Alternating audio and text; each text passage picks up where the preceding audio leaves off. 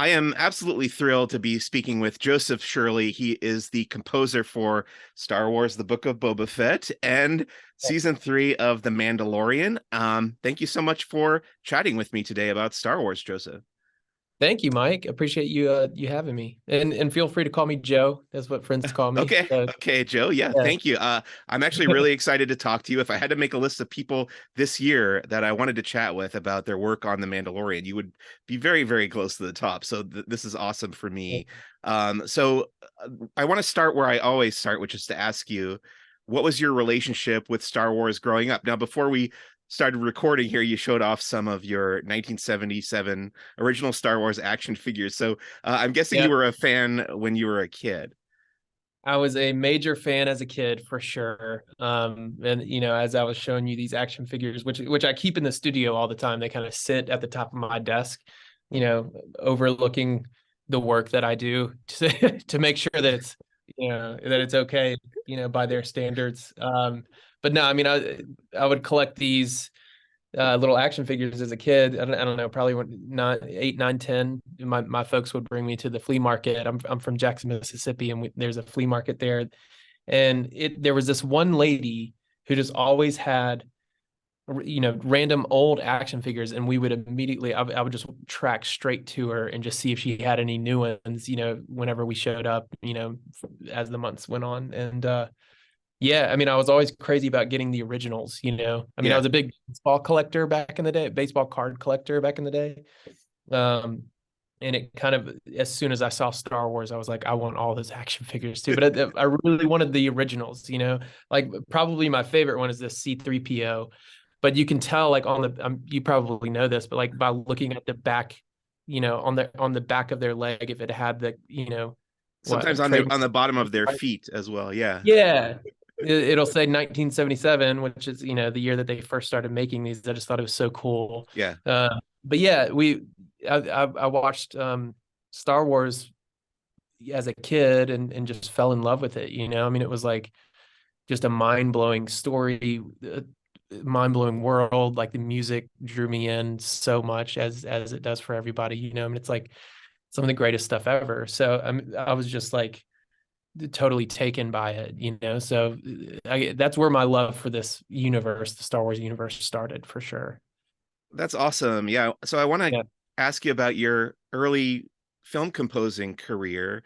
How did you get interested in that? Was John Williams a big influence on you? And how did you get involved with composing for film?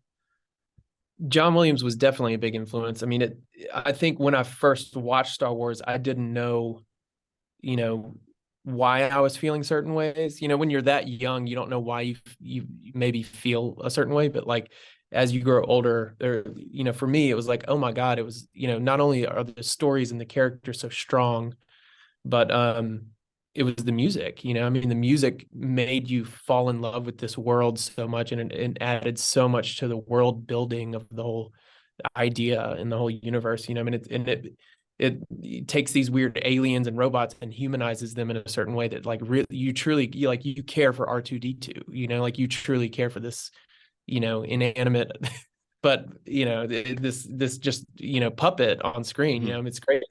But yeah, I mean, I think that's where the seed of me loving film music started, was watching Star Wars, and then similarly watching Rockies and just falling in love with those themes, and just everything as a kid. You just kind of like soak it up. But I was always playing piano, always writing. I played more by ear than I did reading music, though I did take lessons all the way through college and everything. But I think I've gravitated more towards trying to write because I loved playing by ear and trying to figure things out. But when I was in high school, I was in a creative writing class, like a poetry class, and the teacher was my aunt. Actually, she's a brilliant English teacher, and she tasked us with just making a school project. So somehow it related to the creative writing task at hand, but she allowed us to make a movie, and I wrote a musical.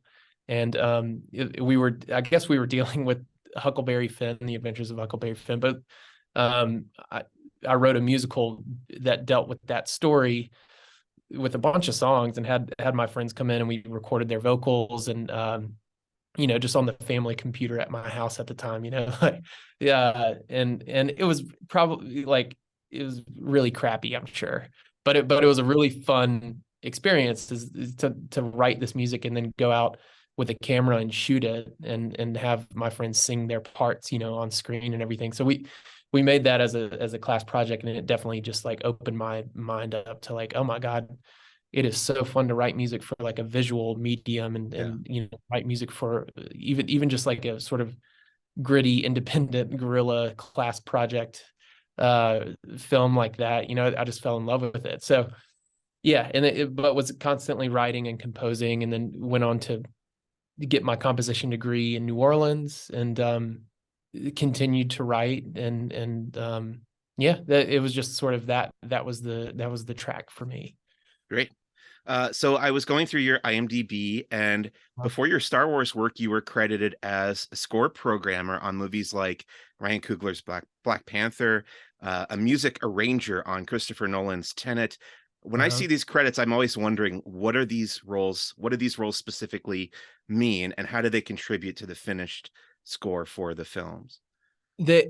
Well, I worked for Ludwig Göransson, who is a friend and my mentor, worked for him for a long time. So like basically he hired me on as an assistant on Creed when he was almost done with Creed 1. So that was my first movie working for someone here in Hollywood. And yeah, I mean the score programmer credit really is just like was me assisting Ludwig, whatever he could potentially need, and also helping those projects get over the finish line as far as like getting through the like the technical aspects of it. So when you're making a film score, there's a lot of work that goes into it, with the orchestral sessions, even with just in any type of recording session. Like I was there with him, and helping out in any way he would need. I mean, it's something like music arranger that, that was after several years of me being there with Ludwig and going through many different projects and TV shows with him. And so that would be maybe the next step, is a bit more of a creative step in my relationship with him while still, working for him. And yeah, I mean, for that movie, in similar cases too, it's like, he would have written a theme and I would take that theme and put it into a scene in certain ways, and then we go through a notes process. I'd get his feedback, and obviously, after he was good with it, we would get feedback from the directors and producers. And but yeah, I mean, it's like started out in a more technical standpoint, as far as my years with Ludwig, and then it progressed over time to being a little bit more creative, while working with him.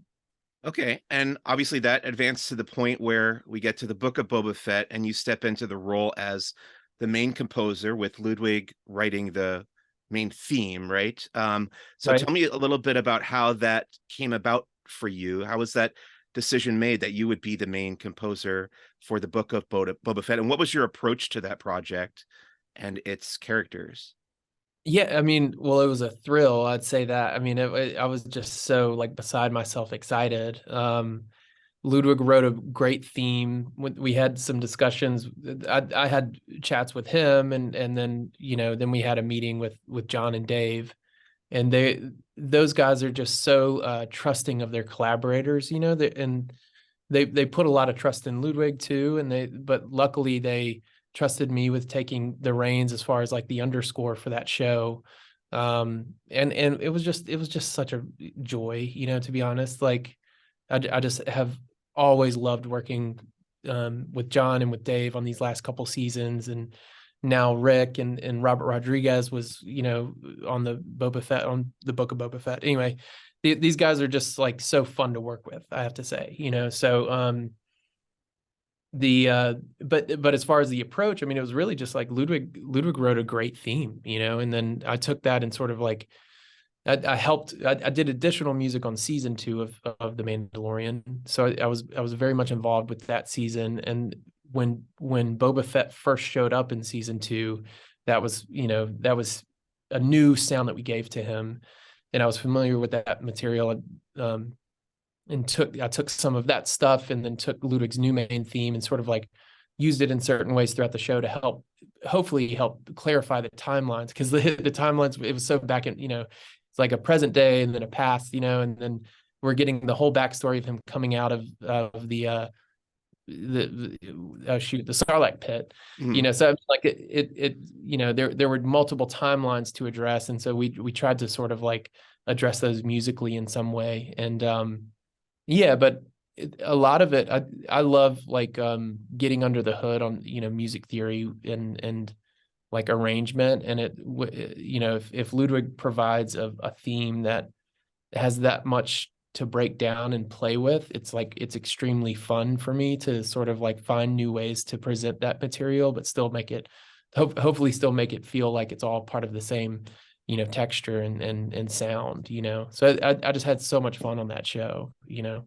Yeah, I really enjoyed that score quite a bit. I have to ask you as an addendum to that, in the finale of the Book of Boba Fett, we got lyrics for the main theme. Yeah. Whose idea was that? Yeah, it's funny, like how much can I divulge? Well, like Ludwig originally, his main theme did include lyrics, the first iteration, and then the idea was presented, well, why don't we like remove some of the lyrics and still have that choral Mhm. through line, and that became the essentially the theme for most of the season. And then just as a little surprise at the end, we threw in the vocal version, or the lyrics version, right? Mhm. And it was just such, I mean, we were excited about it because it was such a little like Easter egg that hidden into the end of the season, just to kind of spruce things up, and hopefully people noticed and had fun with it. But yeah, Ludwig definitely provided both of those versions. That's him singing in there. Oh, wow. Okay. The underscore cues. There were times where he and I both were singing together, and then we obviously hired a baritone chorus, like 9 brilliant singers Yeah. here in LA to support and also to take lead in certain areas. So like the vocal element of that score, really was something we were trying to highlight a little bit more. Yeah, I really enjoyed that. That was a lot of fun. So let's get into The Mandalorian. So you are Yeah. now the main composer for The Mandalorian season 3. And this is got to be one of the biggest pop culture properties out there right now. All eyes are on The Mandalorian for this month and the next month. What were your first thoughts coming aboard this project? Well, just pure excitement, you know, gratitude and excitement, and hope to, add to this amazing and like iconic series. Yeah. Just be like pure joy to be able to work with these guys. I mean, truly, John, Rick, and Dave are just like, they're geniuses. It's like very apparent when when working with them, that they're very smart and clever and world building type of artists, and just so creative with what they do, that I was just stoked to be invited back into the family. So like I was really stoked. Immediately started writing. Had some early, just sort of exploratory sessions with some new musicians to try to spice things up a little bit for season 3. And but having been there with Ludwig on season 1, and doing additional music on season 2, it was just nice to get back on the bike and start riding again. It felt like a smooth transition to hop into the Mandalorian and reacquaint myself and reacquaint everyone working on the show with these themes, and like trying to dress them up in different clothes and that sort of thing. And find new arrangements, and push the music a little bit further into the universe for the season. Okay. Yeah. Yeah. So from what we've seen already in season 3, we're diving a little bit further into the mythology of Mandalore, but as we saw in last week's episode, the show is also kind of expanding to include the goings on in other parts of the galaxy during Yep. this era. So, can you tell me a little bit about how this season so far for you has been both challenging and rewarding for you as the composer? Yeah. Well, and that's kind of like the tone that John and Dave so expertly crafted. It's like in the Mandalorian and with Boba Fett, like the show kind of takes little left turns and you know, informs and supports the A storyline in certain ways that is really unexpected at times. You know, it kind of takes the audience on a journey around the galaxy that just further sort of like makes the show, it gives it some variety and fun, you know.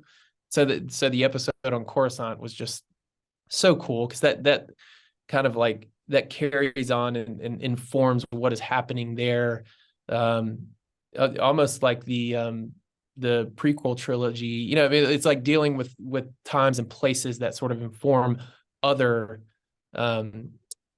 pieces of art that are part of this whole universe that we're you know. So I just think it's cool how, you know, it all kind of supports each other, and we can reference that and we can support that in different ways. We could, you know, throw people off in certain ways, you know. But I would say the challenging thing for this season, it was kind of the fun part, was figuring out a way to, I mean, this storyline essentially at its heart, to me, at least to me, and something that John illustrated at, you know, in our first meeting, was, you know, this season is kind of about setting aside differences and working together.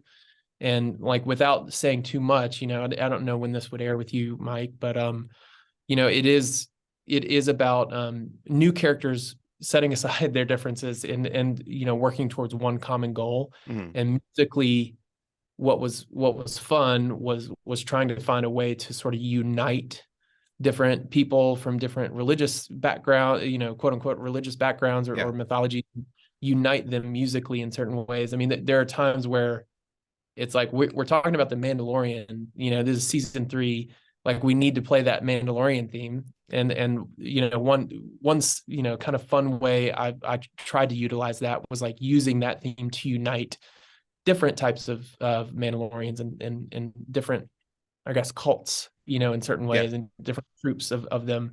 So as the season progresses, you'll find that theme comes back a little bit more, and it, you know, by the end of it, I think it comes back in a really exciting way that people hopefully will appreciate and have fun with. Yeah. Cool. I will definitely look forward to that. So you had mentioned referencing other media in this franchise. And in the past week, I feel like the internet has been abuzz with a couple of these little Easter egg kind of in jokes that you've put into this previous episode, chapter 19, The Convert. I know people specifically have pointed out kind of a carnival version of the John Williams track, March of the Resistance from The Force Awakens. Can you tell me a little bit about the decision to adapt these familiar themes for this episode and what the process was of accomplishing something like that? It was actually really funny, and I think that I think it just became sort of a joke that we had fun with when we were making it. But basically, if we all went to Disneyland, right? You know, like you'll hear really rousing and cheerful themes being played maybe on the speakers as you're walking into like that Epcot Center or whatever, you know, like or onto a carnival ride or, you know, something like that. Like a lot of times, like I guess back in the day, or if you go to like a legit just like fair, you know, just that maybe not a Disney fair, but if you just go to your local, you know, carnival, like a lot of music that you would hear is sort of, you know, played on those organs and everything. And a lot of times it would be sort of like, so, you know, like of the American songbook, like here in the States, it may be like, you know, the national anthem, or it would be, you know, I don't know, this is like dating it, but like Battle Hymn of the Republic, like maybe you don't hear that one so much anymore, but like, you know, it's just those types of old American songbook themes. I pitched to John as like, oh, well, what if like the Resistance theme was kind of like, you know, like almost like hearing the national anthem at a carnival, you know, and, you know, you would hear a funny arrangement of that. So I decided to take a stab at it, and luckily they thought it was pretty cute and fun. So, and we did need to sort of get that sort of thing vetted, you know, on a, you know, from a timeline standpoint, is like, does this actually make sense? And it seemed like it was a clever enough fun idea to include in that sort of way. So you know, it wasn't trying to make I don't know. I think the internet is kind of funny because even if it's just if it's a fun idea, we're not trying to maybe like make a huge statement about what's the what's the Right, right. company. More or less like a it was just a fun little device that we put in there just to so that things feel connected. I mean, that was one of the tricks of that episode of episode 3 of this season was to make Coruscant feel, you know, like a safe place, because it is. It like at that point in time, it should feel like everybody's having a good time. You know, the war is over. Um, things are good, you know. So like and they're walking down the street eating ice cream and at a carnival. So they may hear something that's a little bit more cheerful and hopeful in that sort of setting. Yeah, I don't think like you said, sometimes people do overthink things, but I think most people are taking it for the intent that you've talked about there as kind of just a fun little Easter egg. The last thing Right. I want to ask you about the Mandalorian specifically is, you know, we've talked about how you've built upon and expanded what both John Williams and Ludwig Göransson have contributed to the Star Wars franchise, but I want to ask you about making the music for the Mandalorian your own. How do you make your own personal mark on this series without deviating too far from the established path of what has come before? Right. Uh, well, I mean, I think anytime you sit down, like as a musician, I sit down at the piano. It's like anytime you play anything, it will be in a certain essential form, like something that is from you, you know. So like Mhm. um, in a lot of ways, I mean, there's so many great themes that Ludwig's provided, and obviously John Williams, of course, that have provided for this universe that like even placing them in certain ways throughout the show would be something that would, you know, be, I guess, in essence, like an idea that I would have of how to use this theme in what way, in what arrangement. And that's like that is the fun part. That's sometimes the very challenging part, but also the fun part is figuring out how to these puzzle pieces fit together. Um, but you know, and then it's providing new themes too. You know, I mean, there are new characters that pop up this season that I've addressed in certain musical ways that sort of they've got their own texture. They kind of have their own flavor of the sound that sort of fits within this world of the Mandalorian, but it feels a little bit fresh and new. And you know how those different themes come together by the end of this season was a fun task, really, because it's, you know, these are iconic musical themes now that like I've been granted the permission to like arrange and orchestrate Yeah. in certain ways that is always just so much fun. Like for instance, I think the last cue of episode 2 of this season, I was quoting like the Mandalorian theme, but you know, I had fun with taking the pieces and layering them on top of each other. So essentially, like you'll hear in the strings that I'm quoting like the opening recorder. I'm Yeah. quoting that while you hear the melody on top of it, and it kind of became a new flavor of that sound. It sort of harkens back to some of the sounds of like season 1, but it feels like a ceremonial, like religious, very reverent moment, you know, there by the end of the episode that you know, I just have fun trying to put my own spin on these building blocks that are already there, you know, and that was particularly like a fun one, you know, one that I had a good time with. So I've got the big box set of Ludwig's music for Mandalorian season 1 that Mondo put Yeah, out. Do you hope that they get to the point where you're getting Book of Boba Fett and season 3 Mando I box sure set? hope so. Yeah, I sure hope so. that would be Yeah, awesome. I hope I that they do know, I that. know. Well, there's S so much material, so I would hope yeah, that, you know, we could all share that one day. that would be great. Lastly, my last question for you is you mentioned your love of the Rocky franchise earlier, Yeah. and another big project that you recently completed was Michael B. Jordan's Creed 3, which released earlier this month. Tell me about that score. Do you feel like this is the biggest contribution you've made to a big screen movie so far? Oh, well, definitely, definitely. I mean, I've worked on other movies, and then there are movies that I was, you know, assisting Ludwig on that are certainly, you know, made huge cultural impacts, like this one has. but this was definitely one that I was very excited, very excited about. And it's just been so nice to watch the reaction and, what people resonate with, really.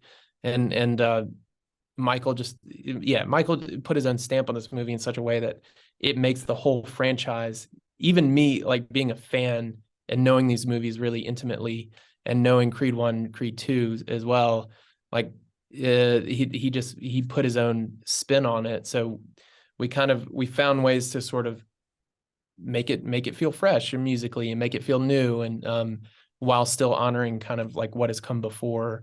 But yeah, I mean, that was a wild experience, showing up to screenings and speaking with people from the studio, and then like having so much time with a director like Michael was just such a treat, but like I was definitely in a position that I had never been in before, and just had an absolute like ball with it. It was so cool. I mean, I was working on it for the better part of the year last year, and just all the iterations that we went through and all the things we experimented with. I think we kind of landed on a sound that really worked for that movie and gave it a bit of a new flavor, while still sort of like honoring what obviously Ludwig did and what Bill Conti did originally. And yeah, it was awesome. It was a lot of fun. That's Yeah. great. Congratulations on all your Thank you. success. I feel like you're skyrocketing to the top. So it's amazing to get to talk to you on your way up, because I'm really, really enjoying what you're doing on The Mandalorian in the 3 episodes I've seen so far that you were the main composer for. And I loved the Book of Boba Fett as well. So thank you again for Thank your you. time. Love chatting with you, Joseph. Joe, as you told me to call you. There you go. Yeah, appreciate you, Mike, and we'll have to do this again. Thank you, man. Absolutely. Thanks again. See you soon. All Bye. right.